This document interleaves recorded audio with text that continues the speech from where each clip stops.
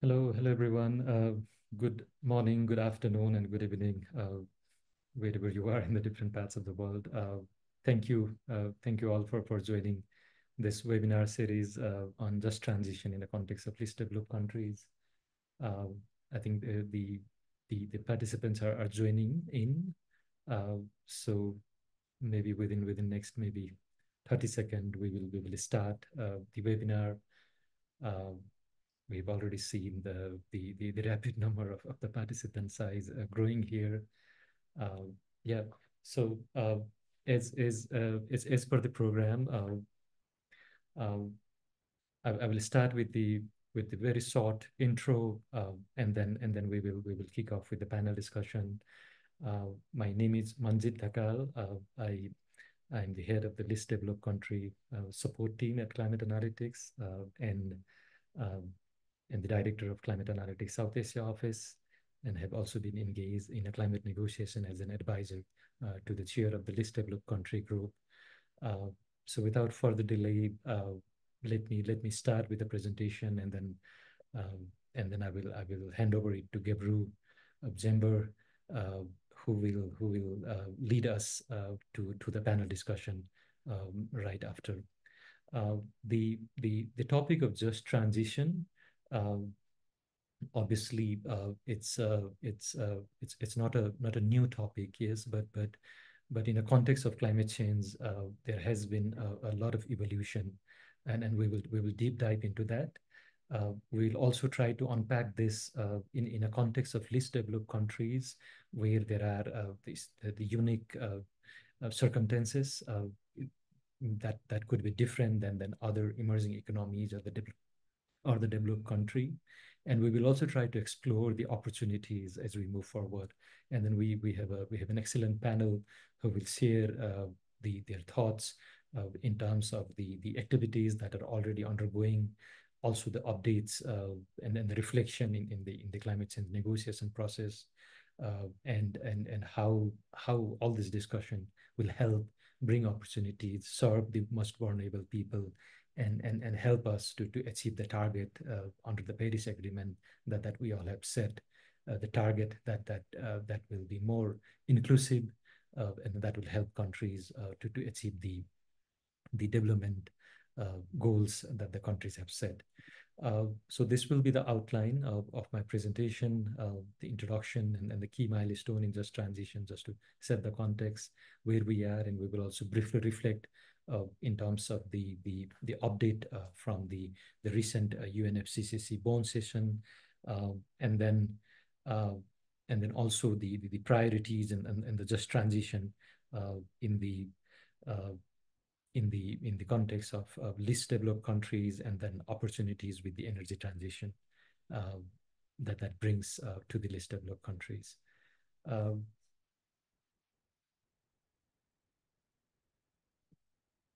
So just to set the context, this may be something that we all may be familiar with. The concept of just transition uh, evolved initially mainly through the labor movements, uh, and then also acknowledging how the growth can be continued, also acknowledging that the environmental damage. uh, Over the years, the topic has evolved and has still been evolving, but it has benefited a lot in terms of broadening the concept with the whole of the society approach, in terms of addressing the climate change policies, also addressing how the inequalities can be addressed further, um, and how this can help to achieve the goal of the Paris Agreement, particularly achieving 1.5 degree, the resilient building, and the low emission pathways. Um, this has also been clear that the just transition is there to help maximize the climate action, minimize the negative social impact of the green transition, and also maximize opportunities. And in terms of the mainly the labor market, this will help to create more jobs, to create more incomes. That's an objective. Also to address the risk in the job.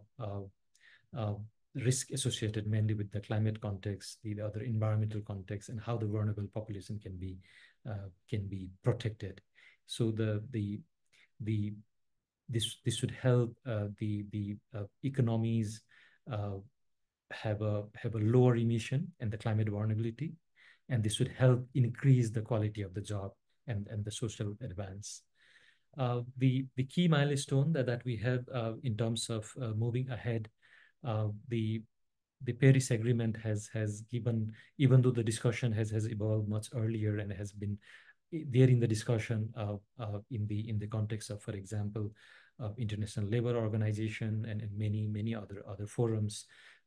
In this was addressed in the this was also being discussed in a context of UNFCCC under the topic called response measure. But then in the Paris Agreement under the preamble, there was an acknowledgement of just transition of the workforce and creating the decent work and the quality jobs, but also linking it with the how this can go in line with the domestic priorities and the country context. Within a discussion on the response measure, there is also the work program that was adopted, that was mainly focused on just transition of the workforce and creating the decent work and the quality job. Uh, as we move ahead in COP26 in 2021, the countries were requested to develop a long-term strategies, and there was a long-term strategy earlier in the Paris Agreement, but then this context was added in terms of the just transition to net zero emission. Further, as we move ahead in the COP in Sharm el-Sheikh in 2022, the work program was established, and this was much broader than the scope of the work program that was under the response measure. And this was linked with achieving the goals of the Paris Agreement, particularly Article 2.1, 2.2. Yeah. And then as we move ahead, the landmark achievement in UAE last year under the outcome of the first global stocktake, there was an emphasis that the just and the equitable transition, linking it with the broader economic, energy, socioeconomic, workforce, and other dimensions, broadening the concept that was already agreed. There are also references in the IPCC working group report, the recent one, AR6, where the just transition concept has been linked in terms of reducing the climate risk and addressing the sustainable development policies. So just to give you the snapshot in terms of what was achieved in the recent Bonn session, the negotiation in the recent 60th subsidiary body meeting on climate change, which was instrumental in terms of preparing the technical work heading to COP29. The discussion focused in the context of just transition mainly on the elements of the work program, and they are more broad enough. There was an informal text, so in the context of the negotiation, these are the documents that we carry forward that will help inform the negotiation as we start the negotiation at COP29. So the informal notes to some extent capture the discussion in terms of the elements of the work program and how the modalities of the work program can be defined. There is a first dialogue held in Bonn that helped to unpack further the just transition pathways in achieving the goal of the Paris Agreement, but with focused scope, looking at the nationally determined contribution, NDC, NAPS, and the long-term strategy. And there were broad discussion in terms of how the preparation of this, the national document are inclusive, how they are incorporating the concept of just transition, how the policy coherence in terms of the just transition are being identified, and how the international cooperation, the support can be mobilized in this context. There has been few follow-up tasks that has been planned heading from Bonn to Baku for the remaining month of this year.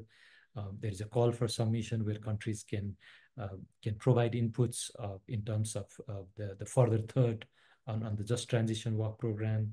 There is also the request to the secretariat, to the UNFCCC secretariat to prepare the informal summary from the dialogue that was held. The second dialogue will be held before the COP29 in Baku. The exact date and the modality, to be decided. And then in Baku, there will be annual ministerial roundtable on just transition. So very quickly, the priorities of the less developed countries as we move ahead. But as I reflect on the priorities, it's also important to understand that uh, the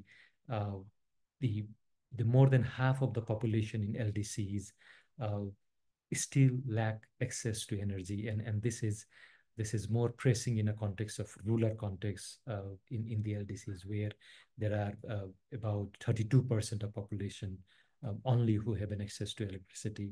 So in this context, what we believe, what the negotiators has been highlighting is as the discussion more dominates the context of maybe developed countries' experience and the larger economies transition, mainly focusing on the fossil fuel, it will be very important also to think about the unique socioeconomic context of least developed countries in this discussion.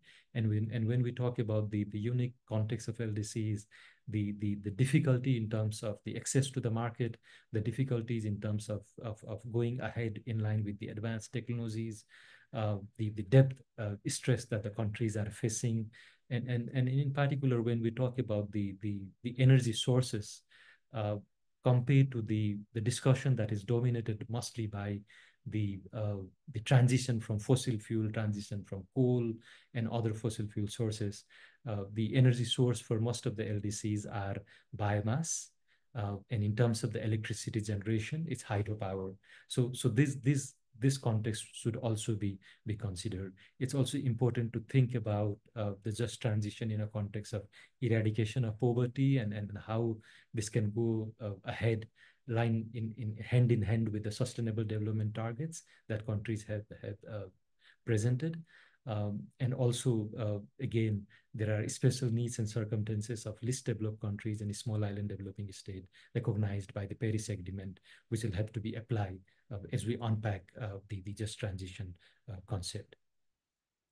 Um, in terms of the need of the least developed countries, uh, many, almost like more than 93% of the least developed countries in their country's climate action plan called nationally determined contribution have included renewable energy target, unpacking further to solar, wind, hydropower, geothermal, yes, so on. So there is a strong interest for a country to implement and to go ahead and to leapfrog from the traditional source of energy to the renewable energy sources. But then you can see here in the figure, all this require the huge amount of investment. Uh, the the the figure that accumulates the nationally determined contribution of LDCs up to 2030 shows that countries require 45 countries would require like more than 1 trillion, but this is based on a very conservative estimate because not all countries have done a costing of their NDC implementation. And even those the countries who have done the costing have done a partial costing, yes. And then many of these countries, more than, yeah, you can see here in the figure that 82.1% of countries have presented the target in a form of conditional target. So there is a huge demand. There is an interest for country to lead the transition, but there is also the huge demand that has to be fulfilled, and the obligation that remains in the climate change process under the UNFCCC, under the Paris Agreement, where the support has to be provided to the developing countries and in particularly the LDCs must be honored. My last second slide, in terms of the opportunities as we move ahead, uh, it's clear that the transition to the and accepting or the just transition concept will help countries, in particularly LDCs. It will help to align with the SDG 7 target of universal energy access to all, and that's through the use of clean energy solution. This also brings a market and the employment opportunities, as there are figures that every investment that we make in the clean energy brings like many times higher the jobs in the formal and the informal market, but also help to boost economy.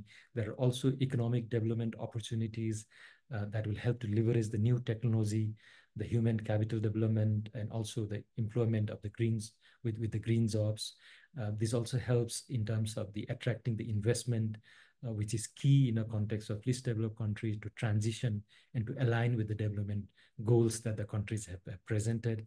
And all this has to be in a context of inclusive and also addressing in line with the social impact. So the significant job creation also come with the co-benefit, but also help to the community in the society, like those who has not been able to utilize these opportunities, in particular the youth, women, the other disadvantaged group, to provide with more opportunities.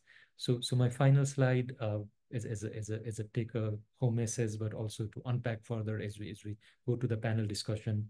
The inclusive development it's something I think that helps as we move ahead with the just transition. This is to maximize the climate action, and this is to bring the sustainable transition by managing the transition to sustainable economies, creating more jobs, social justice, poverty eradication, and increased resilience. But all, as we have discussed in a context of global stocktake, help us to achieve the 1.5-degree goal, the an aligned target, also helping countries to bring investment opportunities, but also in a context of inclusive and social development.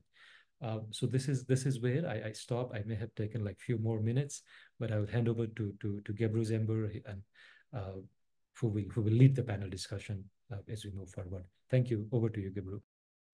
Thank you, Majid. Of course, you took more than double. I mean, like it's like now 17 minutes since we start. First, good morning, good afternoon, good evening, colleagues. My name is Gabriel Bandalo. I'm working for Global Green Growth Institute as the regional donor market in climate diplomacy. Besides, I'm advising the chair and coordinating Article 6. So my role here will be more really timekeeping. And as you can see from the already shared agenda, we have our very senior 4 panel members who will be asked 2 questions each, and then 4 minutes per question. So I'll be very strict in terms of timekeeping, whereas we are already late. It's an hour session.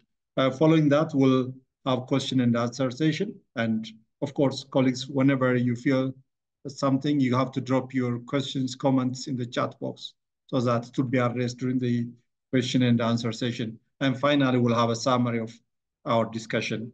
So with this, without much, I will introduce our panel members.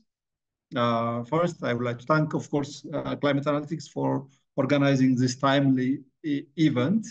Great start, because there are lots of asks than answers in this area. There's no clarity on the scope, what we are expecting from this process. So it's good to keep on discussing on this issue in the coming months as well. With this, I would like to introduce our panel members. First one, Madeleine Diouf, our former chair of the LDC group. She's the Director of Climate Change, Ecology, Transition, and Green Finance at the Ministry of Environment, Sustainable Development, and Ecological Transition. And she's a former, of course, the former LDC chair. Marlene, welcome. A second panel member, Dayal Hook, who is the Director, Department of Environment, Government of Bangladesh. He is also our coordinator for mitigation. Dayal, welcome. And a third panel member is Dr. Nandini Das. He's a climate and energy economist at the Climate Analytics. Welcome on board. Last but not least, we have Vintra Silva, who is a team leader of Just Transition Work Program at the UNFCCC Secretariat. Welcome on board. So with this, I will move to the questions. I'll start with Dia.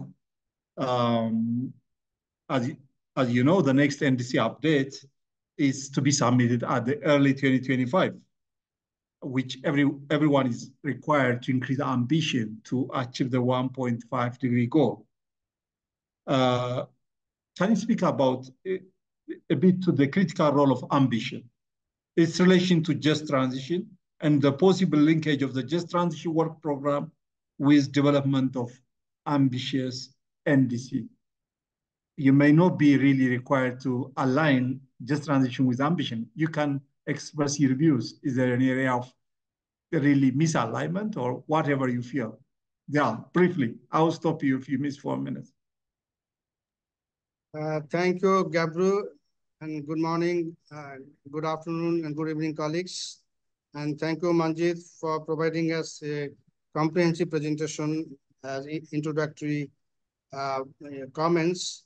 And also thank you and the distinguished panelists we have with us in this setting. So responding to your question, Gabru, in fact, I would like to say at the outset that the first global stocktake has made it very clear that if we want to limit our warming to 1.5 degree with no limited of overshoot, requires deep and rapid reductions in global and greenhouse gas emissions of around 43% by 2030, 60% by 2060, 2035, and net zero by 2050. Obviously, it is net zero carbon dioxide emissions by 2050. And in terms of common time frame for NDCs, we know that the 2025 NDCs should be communicated with an end date of 2035. So countries' 2025 NDCs are absolutely critical with a view to keeping 1.5 degree global goal alive.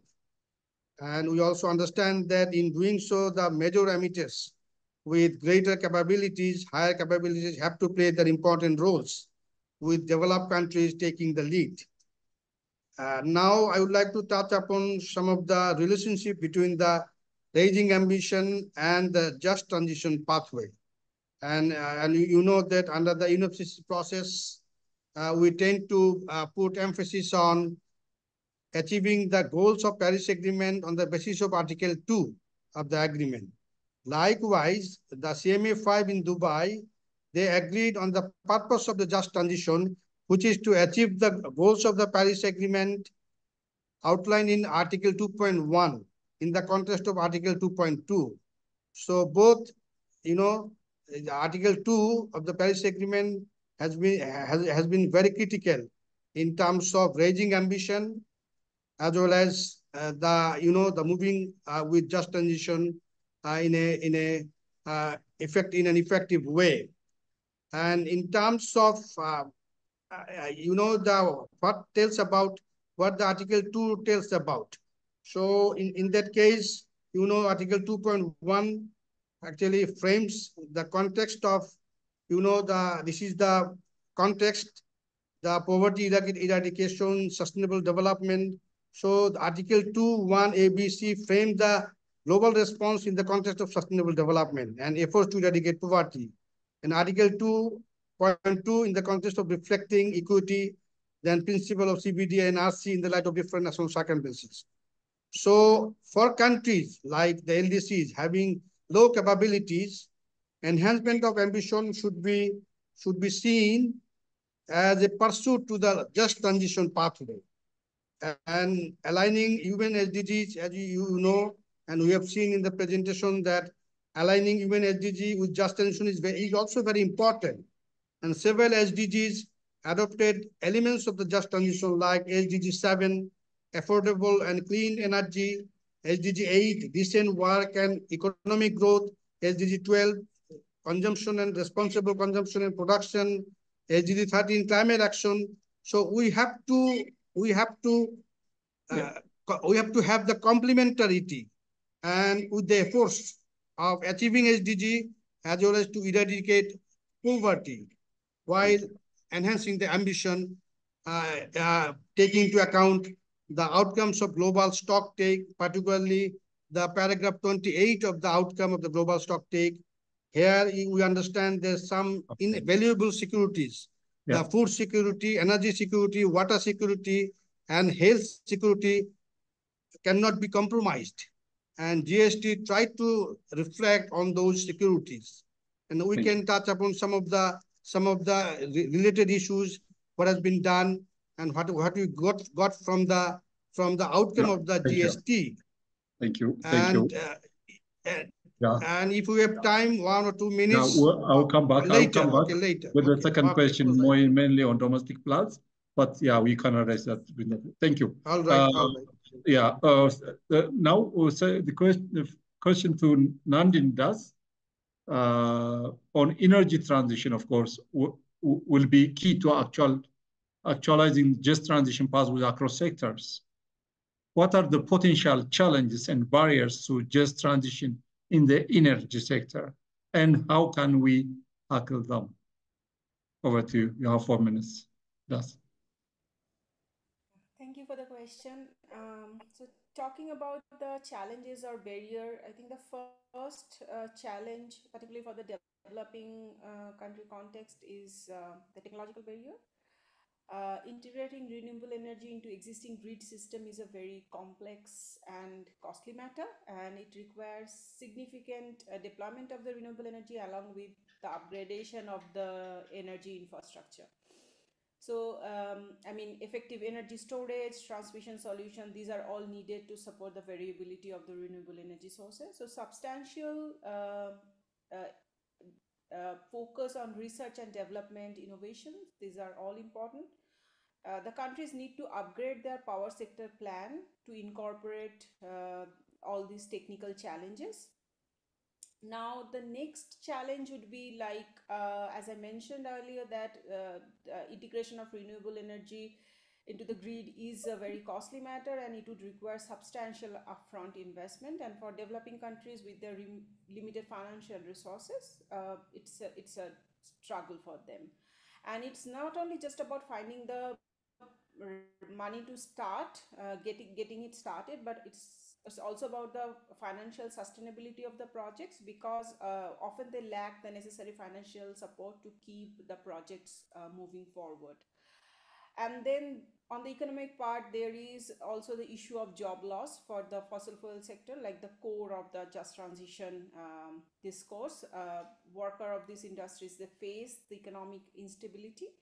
And I mean, this is kind of now been clear that the job potential of the renewable energy is outweigh the job loss from the fossil fuel sector, but it is important to ensure that this benefit should be distributed evenly. I mean, to tackle this economic barrier, international finance could play an important role, but it is also important to see that this international financial assistance should come in form of grants rather than loans. So this should not add more economic burden or financial burden to this nation. I mean, we have seen this in recent JETPs, which has been adopted by many countries, but most of the financial support, is going to be come in form of loans, not grant or concession grant. Then this the skill mismatch whole thing, that workers from the traditional energy sector might not have the necessary skill for the renewable energy sector.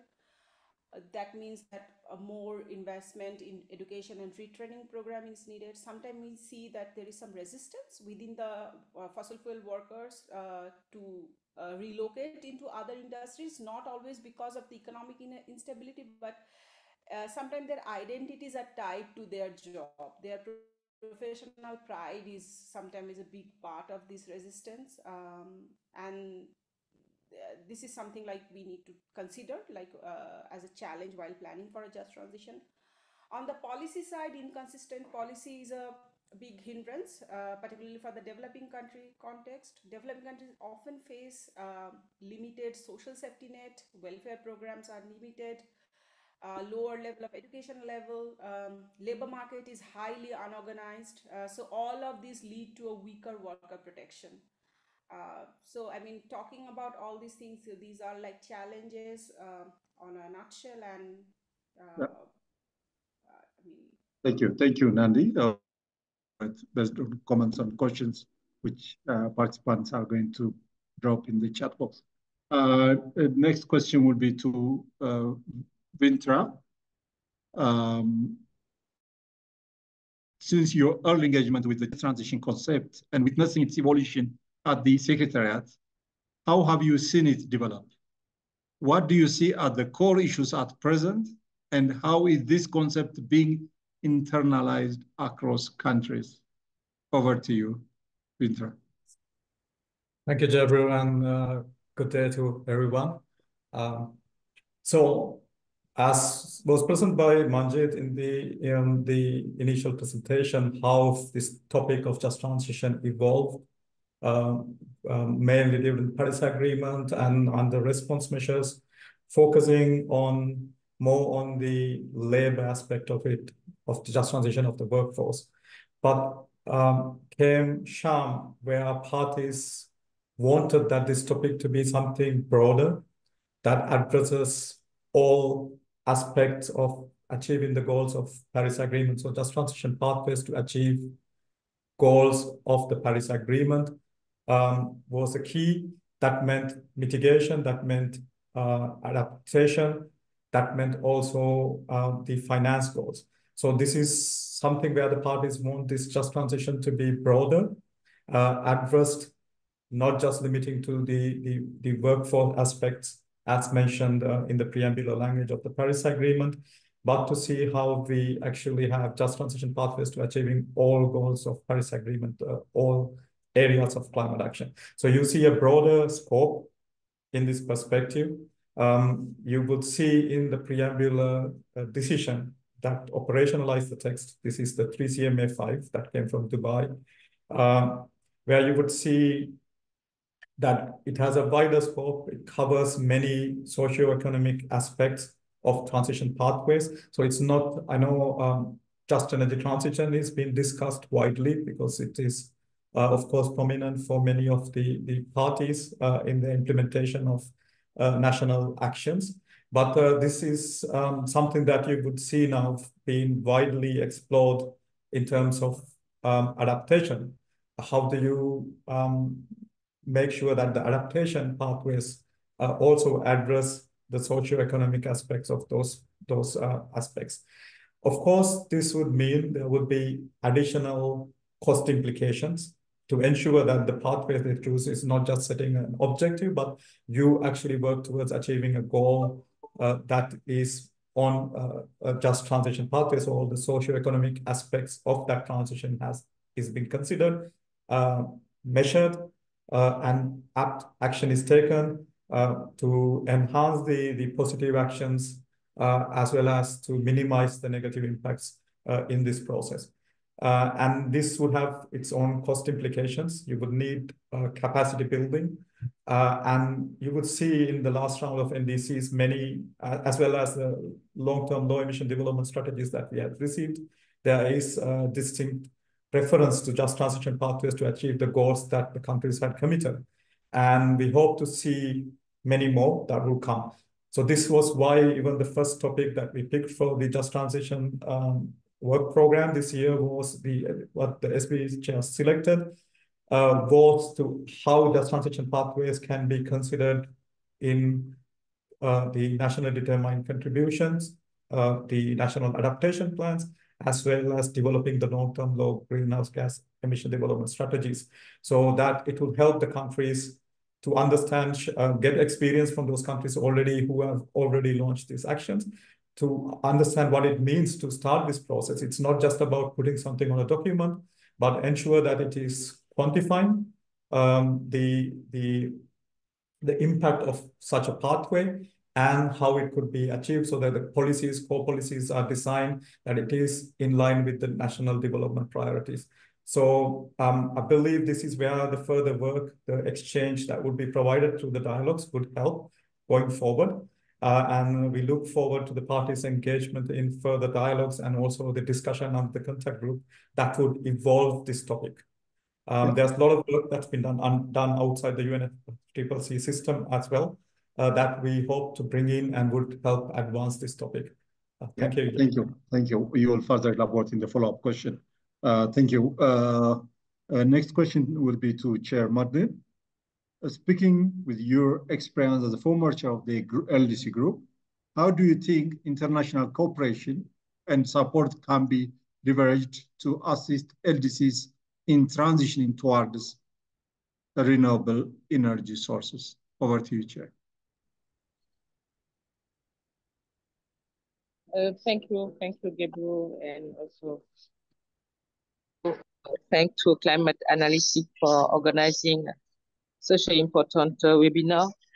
to really solve.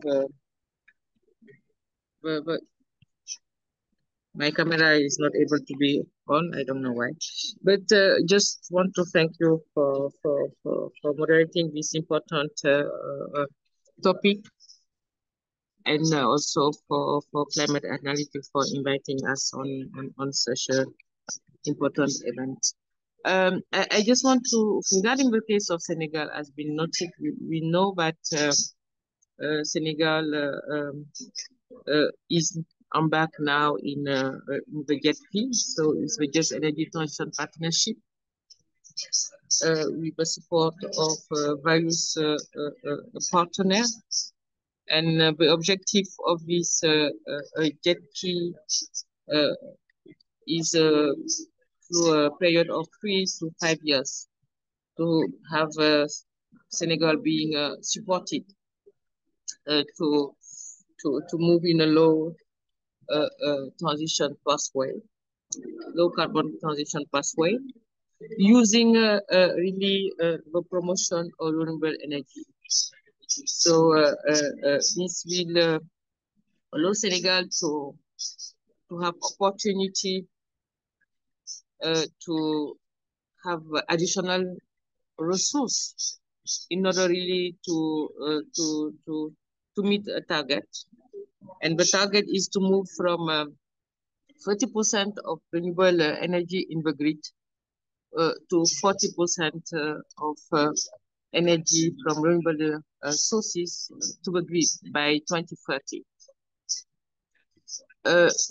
As I think colleagues have raised it, like Zial, we LDC facing a really need for support on adaptation. We are totally vulnerable. We are also paying the high cost to adapt to climate change. We have to secure resources for adaptation, and the impact we all facing, depending on the zone, geographical zone you are, is drought, water deficit.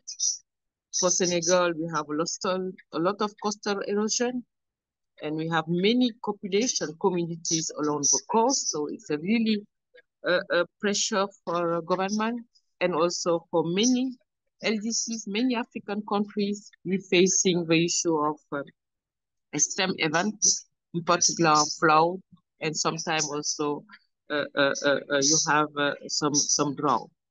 So in order for us really to implement our NDC, where we have a part of our NDC who are also adaptation, the big part is adaptation, but we are also, as been said by Zial, we want to participate to a 1.5 degree pathway. So we want to also mitigate our emission. So in many LDCs, the demand for investing in renewable energy, depending the LDC's type of source, I think is in all LDC, LDC, NDC. So for us, it's a matter of climate justice to have appropriate resource in order really to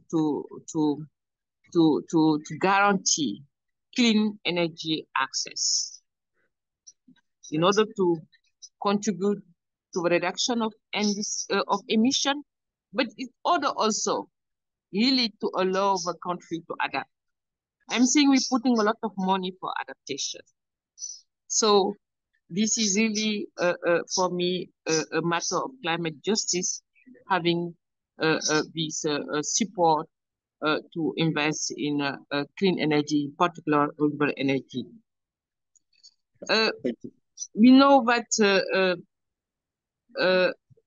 this will allow us, all LDC, to minimize the high cost of fuel under the national budget.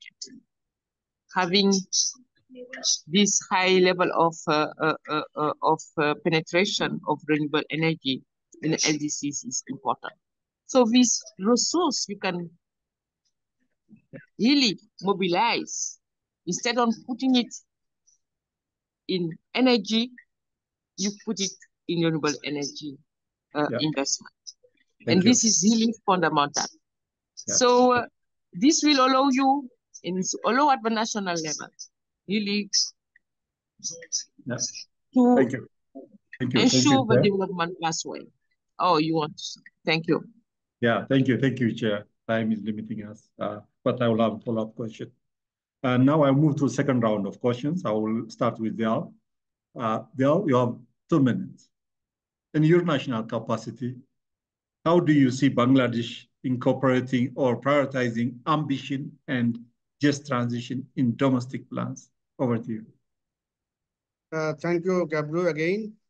In fact, in our NDC update 2021, we haven't captured the very notion of just transition in the document, in NDC update. But however, in 2023, we have one important documents we published, an ambitious forward-looking plan called Mujib Climate Prosperity Plan with 6 broad visions for change, fairly incorporates the climate ambition and the elements of just transition. And the MCPP shifts Bangladesh trajectory from one of vulnerability to resilience to prosperity. So in the plan, we try to figure out if we get the international and other investment support, then the MCPP hopes to reach 30% renewable energy by 2030 and up to 40% by 2041, and with grid resilience and modernization.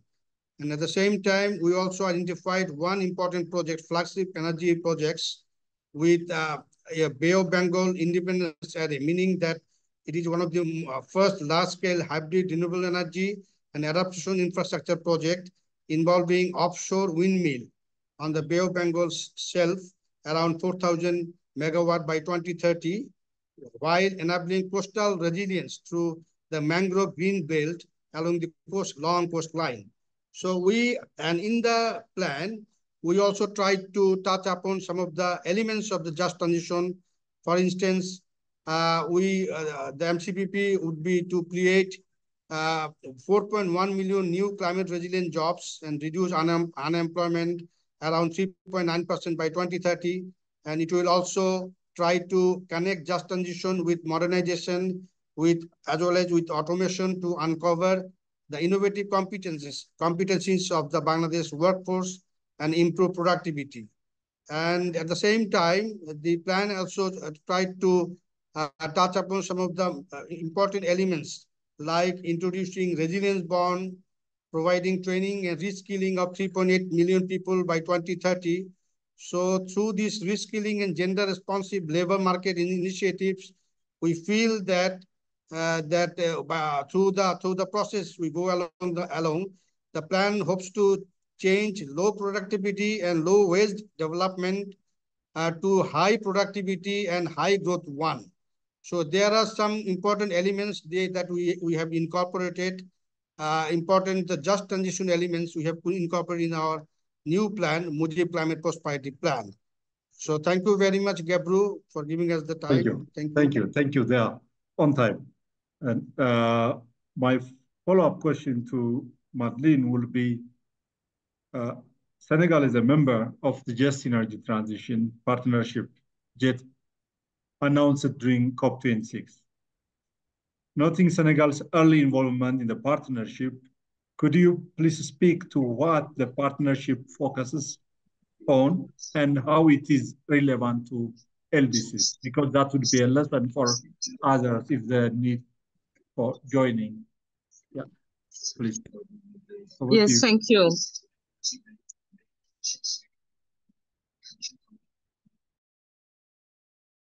Thank you. Senegal experience, I think, is something that needs to be explained to our LDCs. As I said before, we receive 2.5 billion of euro in order to increase, to expand the level of penetration of renewable energy in Senegal energy pathway. And this, I think, is really important to see how we will promote the renewable energy in the economy. As I say, access to energy is key. Access to clean energy is key. And we have in all LDC, we have renewable energy sources. And it's a matter of really it's a matter of justice. We are the low emitter in the process, less than 1% of emission from LDCs. We are paying the high cost of climate impact. So ensuring that all LDCs have access to renewable energy resource through the partnership like JETP, I think is something we have to advocate, and we have to use the just transition discussion to bring back. So saying that, I think this will allow us really to secure more resources in our budget for adaptation. This is really clear. It will allow us also to continue to develop. I don't think we have to stop our development because of climate impact we're facing. So having such partnership is really important. Increasing renewable energy in all LDCs is a matter of justice. It's a matter of right for development. It's a matter of right really to be aligned with the just transition and to be aligned with the objective of a climate change. Is not leaving no one behind. So this is what I want to say. And I just want to say it's also an opportunity to fight against poverty. Thank you. Thank you. Thank you, Chair. I think we'll have more talk on this. Maybe it would be great to share this lesson during the wider LDC group, how countries can benefit through this kind of partnership. With this, I'll move to Vintra on a follow-up question. As you know, the UNFC process, including the Paris Agreement, recognizes the special circumstance of the LDCs across a variety of concerns. This is reflected in the UAE JTWP decision text as well. LDCs have vastly distinct energy landscapes and economic realities compared to both developing and developed nations. In your view, what elements do LDCs need to consider when devising just transition pathways? Over to you, Siva. Thank you, Jabru. I again want to refer back to the presentation from Manjit, where he actually highlighted in one of the slides some of the elements where the focus is needed. I guess from the LDC's perspective, it's about the support. So about the means of implementation. As I mentioned in my earlier intervention, there is additional requirements that needs to be met if we are to follow the pathways to achieving the goals in a just manner, considering the various stakeholders who would be impacted, who would be targeted through the various policies and measures. And hence, for the least LDCs, one of the key elements would be to see like what would be the impact on the various segments of the society, how they are to be considered in the process, and also their engagement within the process, as well as the additional resources that will be required in order to mobilize it. So this is more about the support, both in terms of finance, capacity building, and technology, in order for the LDCs to pursue the just transition pathways to achieving the goals of the Paris Agreement in their national context. Back to you, Jabru. Thank you very much, Silva. My final question will be to Nandini. How can lister of countries see the economic opportunities associated with just transition, such as job creation, renewable energy, and sustainable agriculture? Over to you, Das. So the challenges which I mentioned, like in response to the first question, all of those challenges are equally applied to the least developed countries at a greater scale than any other countries. So I mean, the the planning and international support in terms of finance and technology should come at a greater scale to support least developed countries so that they can seize this opportunity. But from a national context, I mean, there should be a stronger focus on the localized solution and community driven approaches to ensure a just transition, like involving trade tailoring strategies and specific need and condition for each communities. For example, like if you look at the solar home system program of Bangladesh, that is a really great example of community or like very localized approach of including or like fostering energy transition, which has created more than 1 million jobs at the local level in installation, servicing, and maintenance of the solar homes. Then the technology transfer is definitely a greater challenge to facilitate technology transfer. Greater cooperation is needed. And institutional capacity is definitely one of the vital thing. Local governance, regulatory framework, policy environment, these are very important to develop at the national level to support the scaling up of renewable energy initiatives. Definitely education and skill development is definitely part of it, but apart from that, it should also I mean, all this program of retraining of the workforce should target the underrepresented and marginalized group, also focusing on the JC or the gender equality and social inclusion part. And like as Manjit has also presented in his presentation, and other panelists has also mentioned in their discussion also, that the countries should come up with the just transition framework and associated financial requirements in their national documents such as NDC, LTLEDS. By incorporating just transition in this national document would highlight their commitment for equitable energy transition and would make a stronger case for financial and technical support from the international community. Yeah, thank you. Thank you very much, Nandani. With this, we are left with 7 minutes. I don't know how to manage, but at least I see a few questions on the chat box, on the question and answer. But I will let, if there are any burning questions, one or two from participants before panel members start responding to questions in the chat box.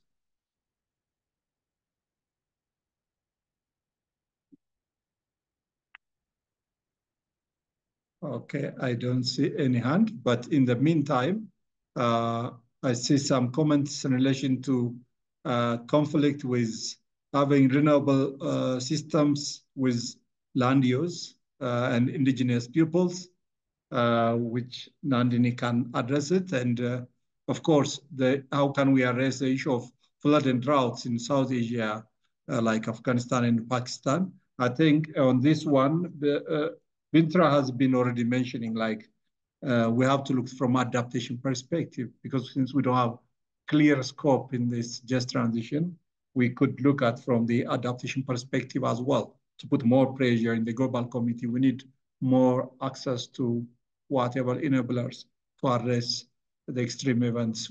For this, I will ask Zia also to complement. So with this, I don't see any hand, so I will invite Nandini, followed by Zia, to briefly respond to some of the questions. Yeah, Nandini, over to you.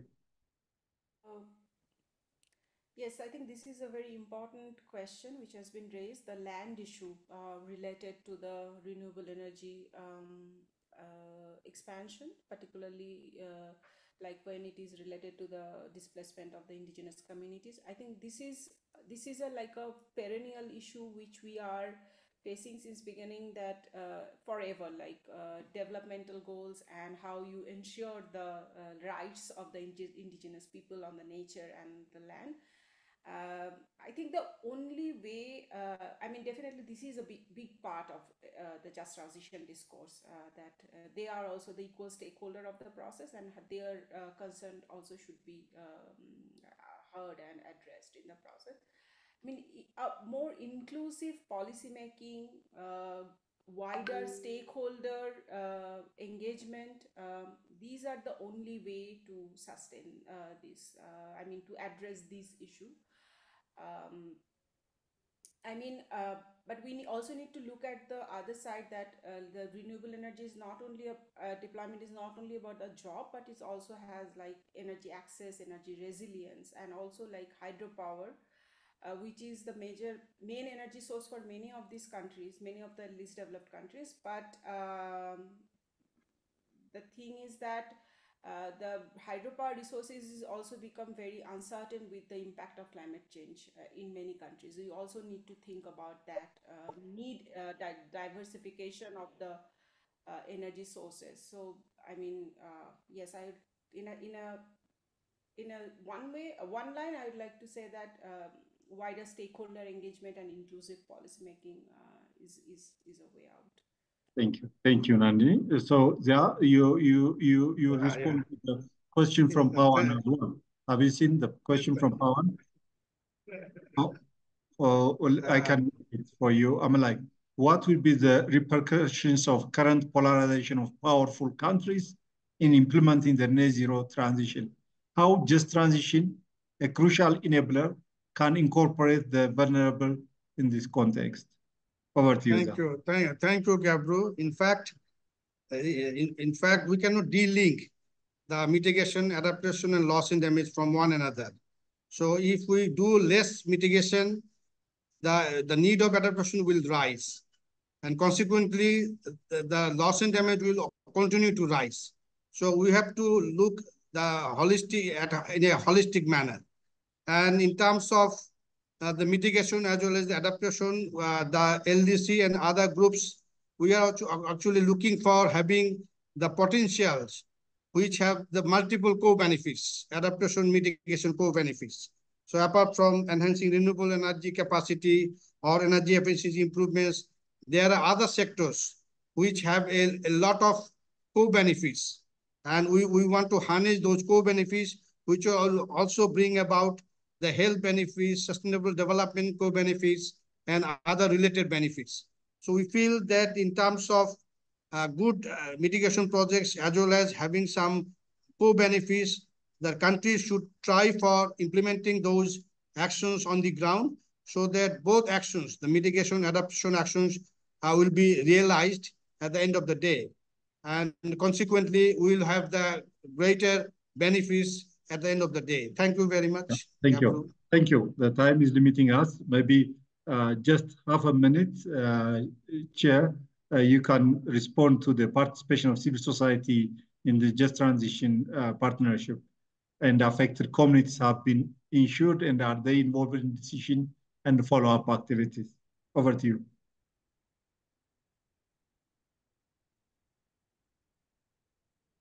Marlene, are you online? Okay, if Marlene is not online, maybe Zial can respond to the question from Kyle in relation to producing countries of the business as usual energy sources implications. The last question from Kyle. Yes, we understand the root cause of the climate change. We understand the sources of emissions. So we have to take forward those issues in a pragmatic and in a progressive manner. And you know that we know the principles of the Convention, the Paris Agreement. So we always try to encourage the parties who have the higher capabilities to contribute to the process, the global process of mitigating the climate change in terms of emission reductions, adaptation, providing financial support to developing countries. So it is up to the countries who wishes to actually deal with the global climate change in a holistic and pragmatic manner. So we cannot pinpoint any countries or group of countries, but we have to holistically approach towards the solution of the global climate change. Thank you. Thank you, Zal. On time, the only thing remaining with the agenda is the summary. I think it will be difficult to summarize all really wonderful panel members and a nice presentation by Manjit as an icebreaker. But if I borrow 1 or 2 minutes of your time, we are of time. But in general, we heard about the background, the introduction about the transition, where we are right now in terms of progress so far uh, from the recent SCP60s as well as COP28, and where are LDCs and energy transition, as well as what countries need to take into account in the NDC update, as well as considering SDGs equity and a number of issues, and what are the barriers for energy transition and how we can address them, and its evolution from the Secretariat perspective, how we can make use of the adaptation perspective in this process, and how the international cooperation and support can help countries to meet their NDC ambition in the just energy transition, as well as domestic perspectives of incorporating just transition in NDCs, and the partnerships, as well as how we can address the special circumstance of NDCs in just transition. This is a brief summary of the main points which have been highlighted by panel members and our distinguished presenter, Majid, at the beginning. So with this, time is not on our side. 1 hour is very short. So my concluding message will be, I would like to thank all of you for your time and for your wonderful ideas. And my ask to climate analytics will be keep on engaging us in such kinds of discussions, which will be helpful in really brainstorming, getting clarity on issues. Because in most of our countries, we just fall in a direction which someone has set for us. We don't see the implications of it. So from that point of view, having such kinds of discussions would help to clarify issues like the just transition. With this, thank you very much. The meeting is adjourned.